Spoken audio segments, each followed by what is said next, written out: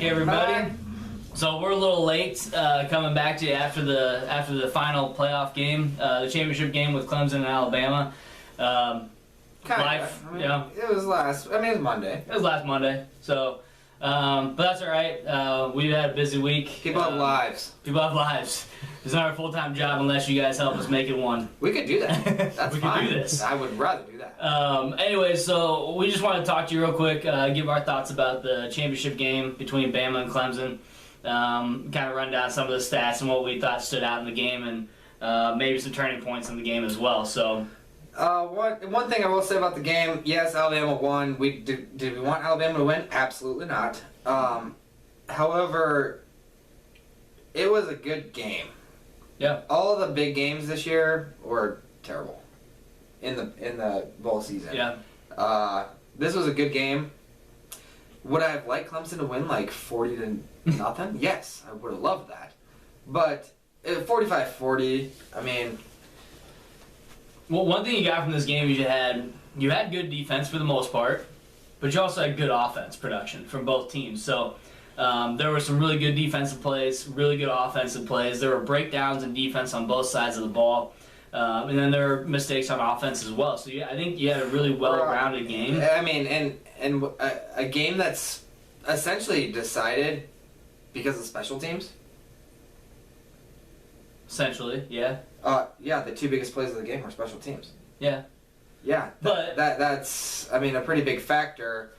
It was a big factor, but I wouldn't say it's what really decided the game, per se. Okay. Which we'll talk about that here in a little bit, but we have our first argument. We have opinions. So. We have opinions. So Alabama wins 45-40. Saban gets his 5th national title. I don't even want to talk about it. It makes me sad. Ask him how the Nebraska-Michigan State game was 96 or 7 or whatever that was. Yeah. Anyway, so, Saban wins. Kiffin as offense coordinator. Got left at the stadium. Got left at the stadium by the buses, which is by far the funniest thing ever. Best part of the game, I think one of the headlines I saw about that was Saban comes to save the day because Saban was still there interviewing. He was doing some post-game stuff still, so Saban's car was still there. So Kiffin usually rides the bus. He got to go back in Saban's car or whatever, but that was still funny because they showed a picture of him waiting in the tunnel. I think there was even a video of him kind of like looking around, trying to chase the buses as they left. Yeah. It's great. But anyways, don't feel bad for you. So let's talk about some stats here. So looking at Bama first. So Coker was 16-25 for 335 yards. 16 completions and 2 TDs. 16 completions for 335 yards is pretty ridiculous. 5 of those completions were to the same guy for 208 yards. Agreed. So they're calling oh my Lord Howard, or they gave him some sort of nickname. I don't remember what his first name is, but Howard had 5 receptions, 208 yards, and 2 TDs. So to me, he was the game changer in that game. The tight end, I think he had like 2 or 3 catches all year. Like he just wasn't a factor in the offense the entire season. And at the end of the game, Saban's like, I wish we would have used him more often throughout the entire year. Yeah, he says that. However, it kind of, the way that I see it is that they drew up somewhat of a game plan to kind of counter what the defensive game plan would be. Have they thrown to the tight end all year? No. They haven't. So, if you mix in a tight end pass here and there, is anybody going to expect that? No. And they did that perfectly, and that's great coaching. Don't get me wrong, I hate them, but that's great coaching. Yeah. So. Yeah, and I think 3 of those 5 passes two of them were obviously long touchdowns, but then there was a third one that was also a long, ended up being a lot of yards, not a long pass, but a long, a catch and then a long run following that ended up getting them in the red zone.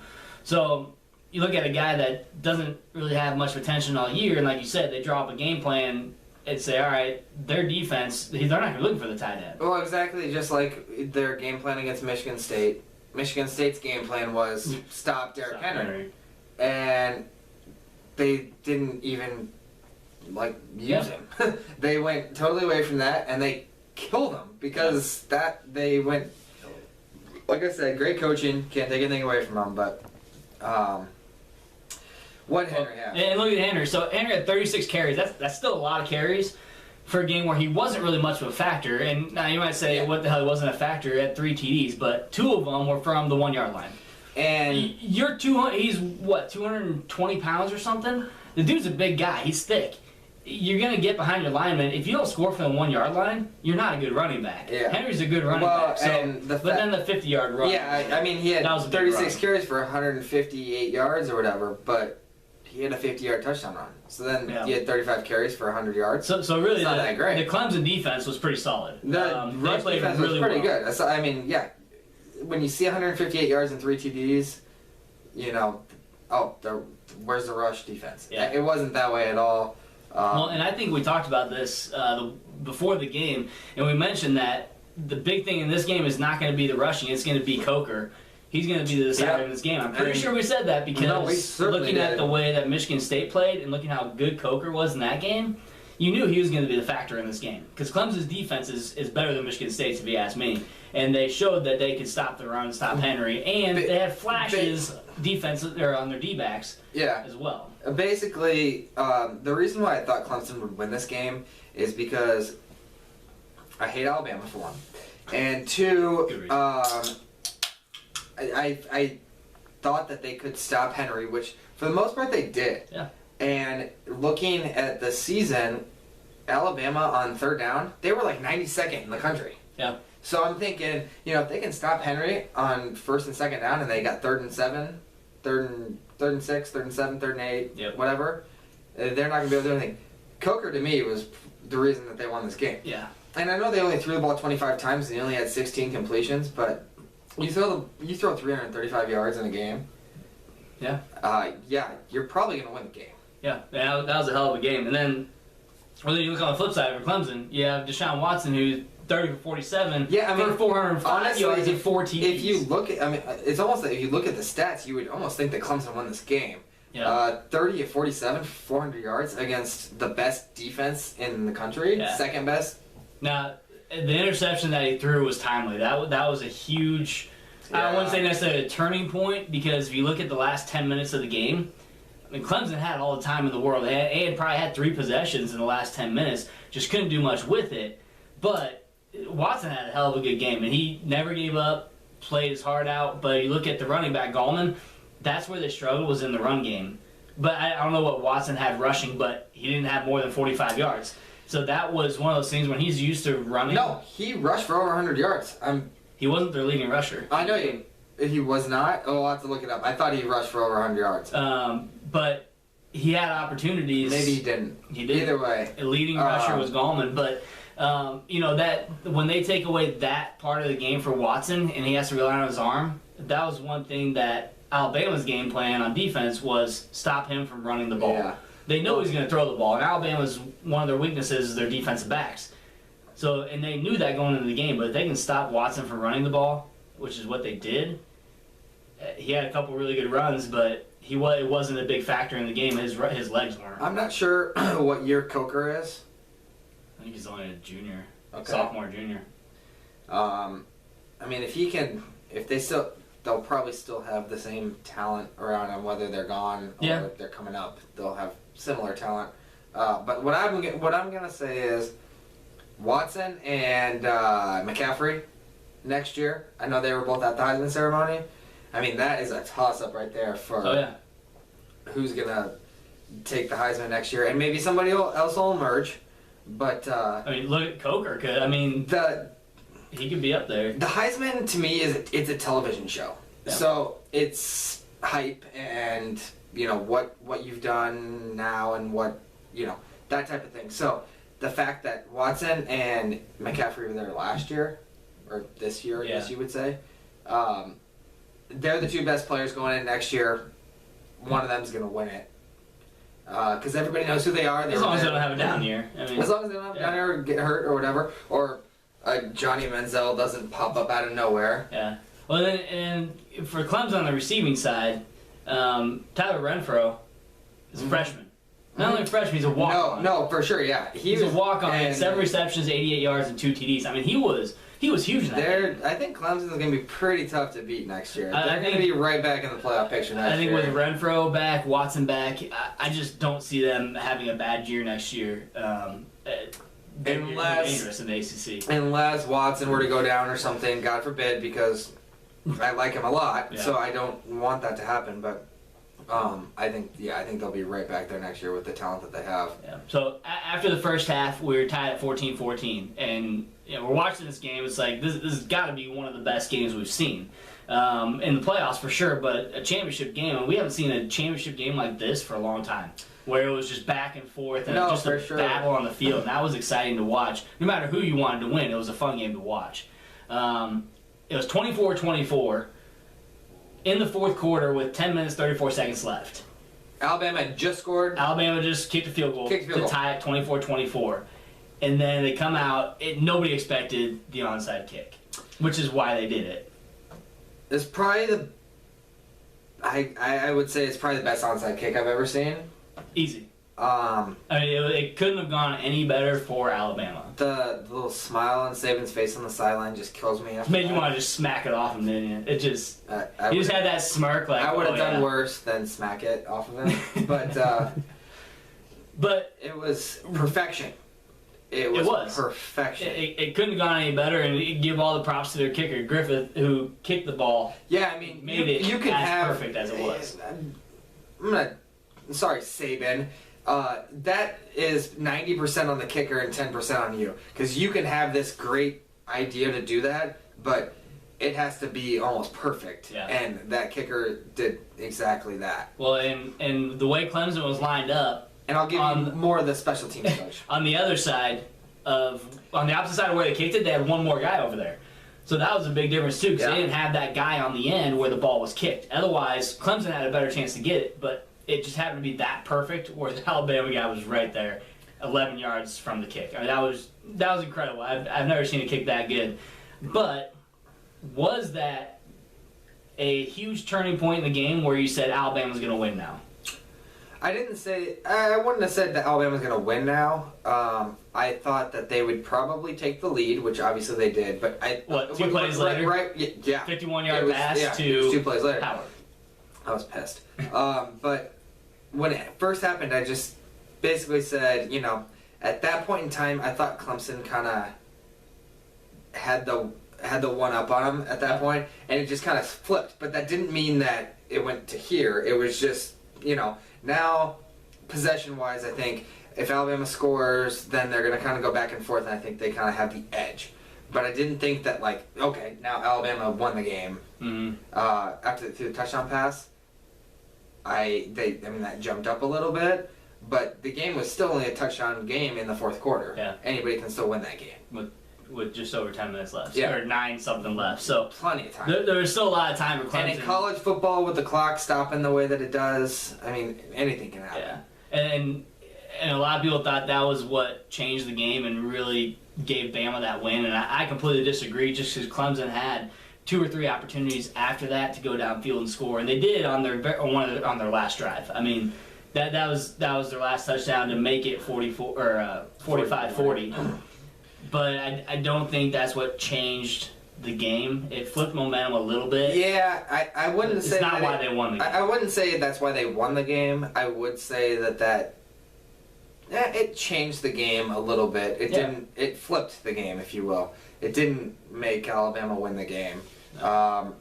What happened basically was Clemson then kicked a field goal or whatever, and then they kick off and give up a kick return for a touchdown. Yeah. That might have changed the game. Yeah. Those special teams combined with the onside kick and the kick return, that was a huge reason why Alabama won that game. But they still had 2 possessions after that. That's more of a combination of the kick return for a touchdown as more so than the onside kick. The onside kick just kind of gave them a little bit of a momentum shift, but the kick return for the touchdown, Clemson kicked field goal. They were kind of, pumped up, still close game, and then they give up a kick return for a touchdown. Yeah. That kind of deflated them a little bit, I would say. Well, and then after that, they had 2 possessions after that, so they still had a chance to go down and score. Yeah, they definitely get the ball back again, go down and score. They had the chance, but I think their play calling on their second to last possession, not the one they scored on, but the one before that, I think it just broke down. I think the play calling was terrible. Not that the defense wasn't good for Bama, It was. but I thought the play calling was pretty shoddy. They must so have. Their offensive coordinator, play caller, must have. he was playing really reserved. He didn't want to give them the or ball. something. He didn't want to give them the ball, which I don't blame him. But you have to go for it. You didn't have a choice. When you're down by 10 points in the fourth quarter, you gotta take some shots. I mean, overall though, man, I couldn't have been more happy with the game only because it was such a good game to watch. It was fun. It was exciting. I've never been excited to watch an Alabama game in my life. I will say the same thing. But that game, just all bias aside, had to be one of the best games I've seen. It was one of the best national championships in a while for a couple of reasons. One, it was close. Yep. And, a couple of years ago, Florida State, Auburn, I think. Yeah. Yeah. They scored on their last possession. That was a fun game. Because when they're close games, they're fun. This game was close. It was high scoring, which is what every fan wants. I mean, you don't want a 10-7 game. Watching the pro games, they're fun to watch, but 3 and out here, 3 and out there, and it's 13-10 in the fourth quarter. Whatever. Anyway, unless you're watching Carolina, it's 31-0 at half. Seahawks. That's exciting. But I mean, look, 45-40 for a national championship. That's fun. I mean, that's just fun. It just sounds fun. If I saw the score of this game, Alabama Clemson played the national championship. The final is 45-40. Not going to tell you who wins the game. Do you want to watch this game? Yes, I want to see how this happens. It's 45-40. There's 6 touchdowns one way, 5 touchdowns the other way. All kinds of craziness. Yeah. It was fun. And overall, I mean, you look at not just the bowl season minus New Year's Day. you can wipe out New Year's Day. Yeah, these guys on the radio talk about how it was such a horrible year, and the bowl season just made that even more intensified because of how bad it was. The people, that's not true at all. The experts that talk about the bowl season, that talk about the entire year, the only reason why they're saying it was a bad year is because you look at the top 10 teams preseason, how many of them were in the top 10 at the end of the year? Maybe 3 or 4. Maybe. Alabama for sure. Ohio State was. Yeah, that's for sure. I think Notre Dame was. But maybe 4 or 5, but it wasn't the teams they were expecting. So these experts are thinking it's going to go one way, and we are not that way. We're not getting paid. These guys are getting paid, and we're the smart ones here. We're super smart. But I mean, honestly, I think this was, and I've said it more than once, this is probably one of my favorite college football seasons that I've seen in a long time. Aside from the Nebraska part. Yeah, and once again, being well, and I think, like you're saying, it's one of your favorite college football seasons. I would agree with that in the fact that most seasons, at some point in time, Nebraska still kind of has a chance. Like last year, in the first playoff rankings, I think they were 12th or something. And so, I still had it. I mean, he's had an outside shot. This year, Nebraska was kind of out of that picture, and you could kind of just take a step back and just look at college football as a whole, not be biased, and kind of, aside from Alabama and Ohio State, and kind of watch. But even everything like that. Even Nebraska aside, Nebraska had some good games this year. For sure, they hung in tight. Yeah, and that also they play. Oh man, it was a great season. You look at the whole season, college football. Everybody, forget Nebraska, they had a rough season, but everybody else. I mean, you had North Carolina and Clemson playing in the ACC championship. You had Ole Miss one win away, one play away from being in the SEC national championship, and Alabama not being at the championship being game. In the SEC championship. You had Michigan State beat Ohio State. And then Michigan State-Iowa game, which was one of the best games I've watched in a long time. You had Oklahoma come out of nowhere. Nobody even was talking about them at the beginning of the season. Oklahoma loses to Texas and then just comes out of nowhere. And then they just went wild. Oklahoma State had a hell of a good year. That Notre Dame-Stanford game was probably maybe one of the best games I've watched in a long time. Yeah. Boykin gets hurt. TC. Then he comes back. Texas Tech. Then he gets arrested. Then he doesn't play. And you got a guy when he's hurt that comes and they beat Baylor. Or no, was it? No, Oregon. Baylor. Baylor had the third string quarterback get hurt, and they had a wide receiver playing quarterback, and they almost won the game still. And then you have, hopefully this does not happen in today's game, but you have Oregon winning, 31-0 at half? And TCU comes back and yeah. And you have Utah winning 35-0 after the first quarter. 10 minutes into the game. And they almost lost the game. So, and then it was 35-28. To me, there were so many games that you're just on the edge of your seat that made me fall even more in love with college football. Which is why I don't like pro that much. And I'm not over it. College is so much more exciting. You know, I mean, I'm a hockey guy. Played hockey, love watching hockey. And people get mad at me for saying this, but honestly, there's nothing like college football. Like, there's legitimately nothing like college football. That's why I love it so much. You can talk about it for days. I mean, it's legitimately the only sport where, like, you cannot lose a game. Yeah. Maybe you can lose a game, but you cannot. I mean, you have to be almost perfect. Yeah. And there's so much talk and so much. It's just craziness, man. Like, the college football season is unbelievable. It's fun. It's kind of like college basketball. Once you get to the tournament, don't say basketball. Once you get to the tournament, anything can happen. I don't watch college basketball. That's Once you true. get to the tournament, anything can happen. Kind of like these bowl games and championship games. You just don't know what's going to happen in the bowl games. I mean, we saw Akron State won their Akron, one of the two won their very first bowl game ever in the history of the program this year. I mean, yeah, you have 40 bowl games. Next year there's probably going to be 42, 44. Which I think they need to stop extending it, because then you have teams that are 5 and 7, which all 3 of them won this year. But you have teams that honestly don't deserve to be in the postseason. Some people might say it's harsh. I highly disagree. If you're 5 and 7, do you deserve to play a bowl game? No, honestly, you don't. Now, are you going to take it because they're going to pay you to come and play? Yeah, why not?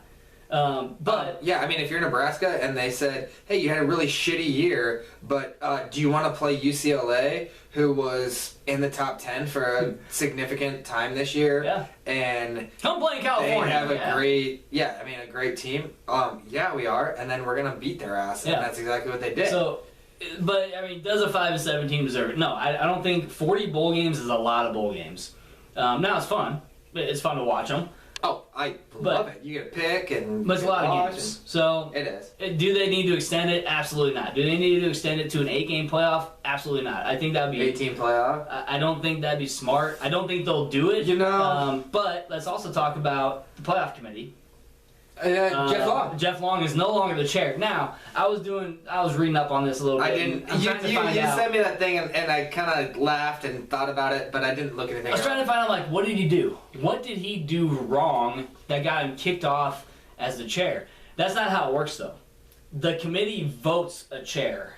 Okay. So the committee did not vote him to be the chair again next year. Doesn't mean he's not going to be on the committee. But he won't be on the chair. Now, I don't know if he's going to be on the committee, but he's no longer the chair of the committee. Is that because he... The way that I saw it was that there needed to be kind of a liaison between the committee and the public, and he was kind of that person, and I didn't know if, like, he had kind of been, like, designated that spot. But the way that he would come out and talk about things, I thought was kind of... weird or awkward that he's talking about things that are going on behind closed doors, and maybe they didn't want that. So I thought when he lost that position, I thought that was kind of why, because he was the one that was always out there talking about things. Yeah, but the next chair is going to be doing the same thing. I think so too, only because if they're not saying anything about what's going on, then that's going to get people pretty pissed off. Yeah. So, well, and I don't think he did anything wrong. That was my initial thought. I don't like him. I don't dislike him. I would listen to him. That was kind of funny because whoever the college football playoff person who kind of oversees everything was saying it's time to move on from Jeff Long. It's been 2 years. So I know he gets voted in by... The first year he wasn't voted in. Second year, they voted him on again. They thought he did a good job. The committee did. So whoever's running the committee, not Jeff Long, but whoever's over Jeff Long, the next guy up. I'm not sure who runs the committee. He said it's time to move on. I thought that was kind of weird. It makes you think that something happened that they want to move on from. There's something else that happened maybe that the public didn't see. Or there's a lot of old school blue blood in that room, and he's not fitting the mold, and they're just kind of like, later, brother. So, I mean, it'll be interesting. We'll have a new chair next year. We'll see how that works. We'll see who that is. Condoleezza Rice, who knows? She's already in? She's already in? Well, yeah, she could be the chair next year. Oh, I guess so. Because Jeff Long might still be on the committee. I have no idea. Yeah. I haven't seen anything else from it, but it didn't actually make big headlines on ESPN either, which I was looking. I'm like, I want to know more about this. It really didn't make much headline on the college football site, but it'll be interesting to see what happens next year. So now that we're done with the season, it's a sad day. There's a lot of mock drafts going out there, going on out there. I'm thinking we maybe do a show like either right before the draft or right after the draft or Absolutely. both. Yeah. Well, we don't want to lose you guys' interest. We want you guys to stay involved. We can do it. Because don't get me wrong, I spent about 30, maybe closer to an hour yesterday looking at mock drafts, which is embarrassing to say, but the draft to me is just fun, man. It's fun to see like who. I kind of wish I had Mel Kiper's job. Like, yeah, I get to watch players. And anybody that does any sports commentary or sports decisions on ESPN or CBS or anything, I wish I had their job. Me too. But just I'm not trying to be too Nebraska on this, but interested to see where some of the Nebraska guys go. I know originally Malik Collins had been a pretty high first rounder, which I don't think he'll be a high first rounder. They're projecting him to be late first round. He'll go, yeah. And he might not even be a late first rounder. He might be early to mid second round. Is Valentine a senior? Valentine was not a senior. However, he announced this week that he's going, and he's going to be more of like a fourth or fifth rounder. Yeah. Amani Cross. I don't think that he'll go in the draft. I imagine he'll probably get picked up a free agent by somebody. Yeah, hopefully. And then another guy that I would really like to see drafted, but he won't be, is Janovich. And I think that he'll get picked up by somebody. Somebody that says, hey, I can use a fullback. And I don't have any... I don't like or dislike the Packers, but they have Kuhn, and they play a fullback game, and it's a big part. And I could just see him. I know he's not as big, but I could see him playing a role like that. And Packers like Nebraska, backs. They like Jackson. Brandon Jackson. They had Amon Green and Brandon Jackson. I saw Brandon Jackson live. Cool. So yeah, the draft will be fun. Yeah, we'll do something before the draft. Like I said, we want to keep your interest. But a couple things to look forward to for next year for Two Average Guys. We're going to kind of ramp things up. We want to get a logo going. For sure. We'll sell merchandise. Merchandising. Something that is kind of big that, we like doing these shows, these 30, 40, 50, 60-minute videos, but because it's fun for us, because we just like to ramble. But something that I noticed is when we did those little quick videos during the national championship, they got a lot more views and comments and stuff like that. I think we'll probably try to do a lot more of that, like in-game type of stuff, like something crazy happens at the end of a game and we, post a video that says, oh my god, did you guys see this? Or like, what do you think of this? Like, give us your thoughts. It seemed that type like of thing. More of the live stuff that, oh my god, this just happened, I'm going to post it. Somebody will watch a minute video like that, 30-second, 2-minute video, rather than, oh, you guys posted another 45-minute video. Well, if someone would stop working Saturdays, we could actually watch games together. That'll change. But not only that, we're going to get a blog going as well. We also want to do a podcast, so we're going to change it up for this next year, try to get more stuff involved. I'm in the process of getting a website put together for Two Average Guys, so that's something to look forward to as well, so we can interact with you a little bit more. Yeah, well, and hopefully, we can do these quick little videos or whatever, and then our little drunk, boring ass 45-minute talk show that we have on Sunday, you can sit at your desk at work and listen to it, not watch us. So and I was Because thinking, you don't want to see our faces anyway. I want to see our faces, but I was thinking maybe like iTunes is very easy, so we'll probably do a podcast on iTunes or something. So stay tuned for that. There's a lot to look forward to. Like I said, first year. Completely unscripted, is just for fun. But next year, I mean, we want to get more serious because we had a hell of a time doing it this year. Yeah, man. I look forward to this every week. For those man. of you that have been watching us week after week, especially Pooty and Jason, you guys have interacted more than anybody else. We've had a few comments here and there, and a lot of likes, a lot of views, but I think we can do better. Yeah, and if you want to give us some opinions on like some things that we should do, that which Jason, you've given us a few ideas. Yeah, no, you have, and that's great. I wish we could have brought you on. I really wanted to next year. But yeah, just something that like you can tell your friends about, so that they start watching, and maybe they tell their friends about. Yeah, sure. If we can get paid to do this, that'd be fantastic. Yeah. Long ways to go. But honestly, I got some. That's not even why we started doing this. We just started doing this because we love college football and we like to bitch about college football, and we just kind of wanted to do it somewhere where we can just let everything out in the open. So two average guys with opinions. We also have our other cousin Brian, who's our producer. So. He videotapes us, which he doesn't have to do much for it, but he gets to hear his bitch, which is kind of fun. And he laughs at us, which is even more fun. That gives us satisfaction. But yeah, so it's fun, and we really enjoy you guys sticking in this year. We'll be back again with the mock draft. We'll go over some guys that we think are going to go. And you know what? We might just pop in every now and again, like when we're bored and there's like not really sports going on. Do a quick video and chat. We can just be like, can you please bring us college football? Because we got a long ways. Pretty much. That's why we got a long ways to go. Yeah, between now and college football, for a lot of people it sucks because they're like, what do I watch now? Well, we don't watch NBA. I watch March Madness, and we both watch hockey. I watch March Madness. I mean, I watch the NFL playoffs are going on, and Seattle's getting beat 31-0. That's the best thing I've ever heard because I'm okay with anybody winning but Seattle. Then college hockey is going on right now, and it's fantastic. UNO's doing pretty well. They lost last night, but they're doing really well. We got, the basketball tournament. I like to fill out a bracket. Then you got NHL playoffs. And who knows? Honestly, coming up with two average guys, College World Series. We might move on, even do more sports rather than just college football. We might move into college football's done. Let's do hockey now. Let's do the playoffs for the hockey. Let's do March Madness. Let's do College World Series. So.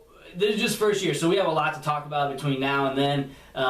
There's just so much going on. We love sports in general, so big sports guys. We like to have fun. We like to talk about it. So hopefully we'll be with you guys more often. Maybe not this summer, but looking forward to the fall and then moving into 2017 with more content and more ideas, the website, the blogging, the podcast. So we want to give you guys more, and we want you guys to give more back as well. We want that. I mean, we need to get like some T-shirts popping or something. T-shirts, logo. We'll get a logo. I'll draw something up. That's cool. Okay. Maybe Brian's mom will draw something. I can't draw. You got anything else to add today? Nah. Thanks. I guess to Pooty and Jason, I think Billy, I know, watched a lot of times. Thank you guys for watching. Well, we had some fans out there. Not as many as we'd like. Right off the bat, I know people watch, and it kind of like, no one really wants to listen to us fucking. Well, and please, honestly, share on our Facebook. I'm not big on Twitter. I usually handle the social media stuff. I'm not big on Twitter, but if someone were to tweet us, I would tweet back because I got my phone with me all the time. So we want to be more interactive with you guys. So ask questions, post stuff, say, hey, did you hear about this? Because maybe I didn't hear about it yet, or Jimmy didn't hear about it. So let's become more interactive. But give us your opinions. Let us know what you think, what we can do more often, and we'll do what we can to make that happen. So yeah, man. Cool. Good year, man. Cheers to you guys. Good times, college football, once again. Hopefully Nebraska has a little bit of a better year. And once again, we are just two average guys. We have opinions. If you don't like them, too bad. Cheers. See you next year.